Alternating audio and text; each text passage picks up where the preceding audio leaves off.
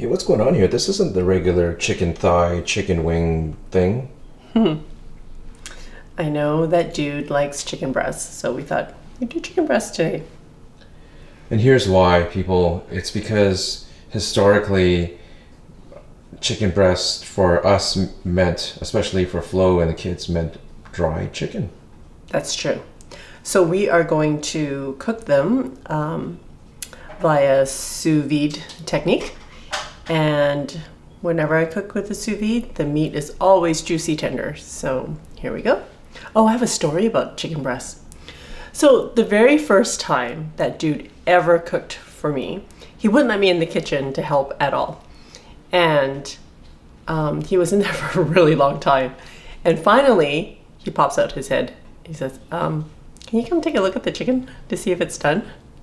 I walked in, and I'm not kidding you, the chicken breast that he had cooking had shrunk by like half. They were like these little chicken pucks. And he still wanted to know if they were done or not. Let's just say no one got sick from food poisoning that night. And I did eat it because, you know, I was being kind. Thought that counts, people. All right, we're not doing chicken breast that way today. Thank the Lord. I'm gonna get my Joule started so that it can heat up while I get the chicken prepped. I'm setting the temperature at 149 degrees Fahrenheit for an hour and a half. Remember to always protect your cooking surface because the pot will get quite hot. We're gonna stuff the chicken breasts. So I have about half a cup of mascarpone cheese. And if you don't have mascarpone, you can just use cream cheese. And I'm going to add a teaspoon of this ranch mix that I made. And you can find the recipe video up here. We did some mixes last week. So I'm going to use about a teaspoon. I'm just going to use a fork and mix it in.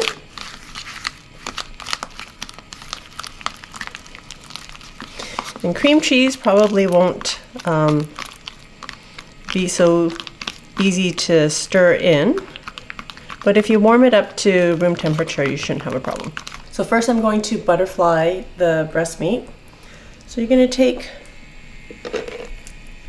start at the fat end of the breast and you slice halfway through and just go until you don't want to cut all the way through.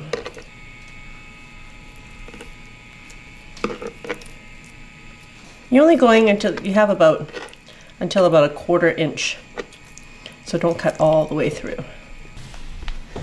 Then we're going to spread some cheese, and I have some kale that had already cooked up with some garlic, salt and pepper and olive oil, because kale is pretty unruly otherwise, so cooked it down so that it'll be easier to use. And whatever you have remaining, you can always serve your chicken breast on top of a bed of kale. So we're going to use about 2 tablespoons per chicken breast. And then some kale.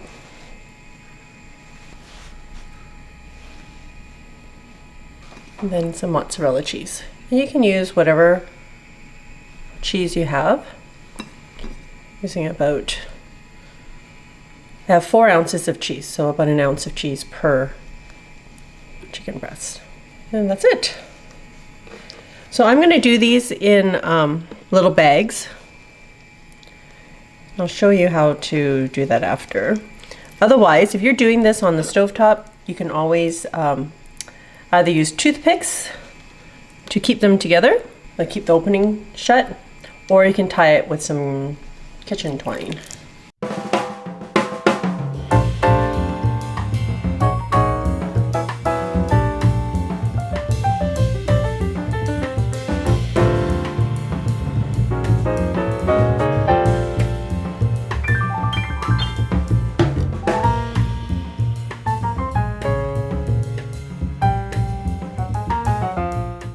Then we're going to season our chicken breast with just a bit of salt. And I have these silicone bags that I'm going to put a breast in each one. And these are great because then I don't have to use plastic.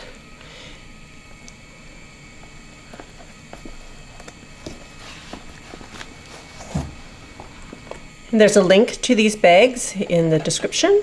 Oh, this one's going to fall apart. This one's not going to be good. Well, They'll be fine. Just going to add a little bit of olive oil to each one.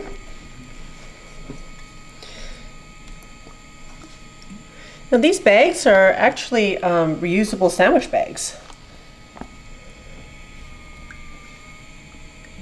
Okay, so I'm just going to squeeze as much air as I can out of these bags. Better push the food to the bottom.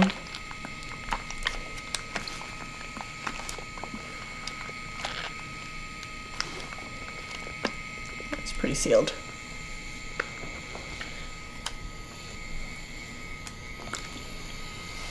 We're cooking these for an hour and a half. We're going to give them a quick sear once they're done, and then they'll be ready for dinner. All right, the cooking is done. If you wanted to keep it going, you could probably keep the chicken in there for another hour or two to keep warm. And I'm going to dry them up on a plate lined with paper towels. They look like little envelopes. Hilarious. It's like chicken pockets. Gray chicken pockets. That's hilarious. That's awesome. Yeah, so in this case, you wouldn't have to Tie it up. yeah, tie it up because everything's contained. But oh my Lanta, they don't really look all that great in this form, do they? You could eat it. You could totally. They're totally cooked. They're totally cooked. You can eat them. But would you want to in this state? That's why we're going to brown them. Yeah. Just dry them up a little bit more so we can get a nice sear on them on the frying pan. And just adding a couple of tablespoons of olive oil. Pan is already quite hot. I'm just going to season my chicken again. Remember, the chicken is already fully cooked, so all we're doing is adding, we're just searing it to add some brown color to it so it doesn't look so pale. And we're just going to sear them for about 1 to 2 minutes aside.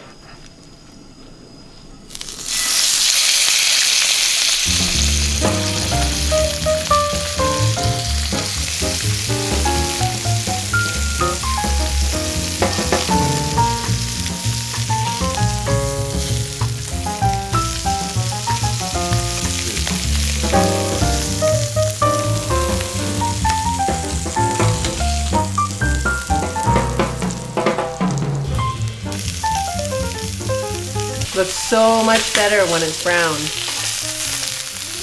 Looks delicious.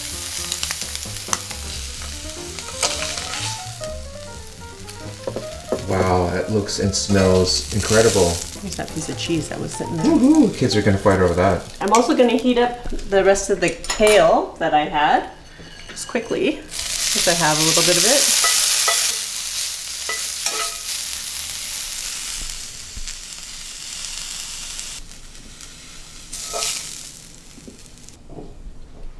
Are you guys ready for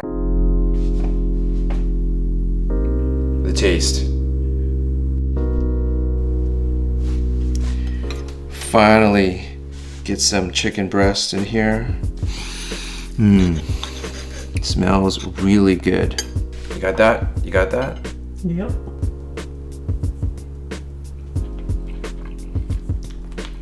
The cheese that has flowed out and created a little crust on the outside, so you get a little bit of crunch on the outside too. I really do believe that the sous vide has been a game changer for cooking meat like this. Oh, absolutely. Yeah, so everything has become like moist and not overdone, and when you finish it, you're just finishing it, and everything is warm. It's good. You gotta do it, people. All right. Yay! Even I'm looking forward to digging in. I'm not used to eating breast meat, but I do know that I've done turkey breasts with the sous vide, and it always comes out super duper juicy. I'll never do turkey in the oven again. I've been trying to post more interesting things on Instagram, so please come find me there. And if you like this video, please click the thumbs up, subscribe to my channel if you don't already. Till next time, be simple, ordinary, and joyful.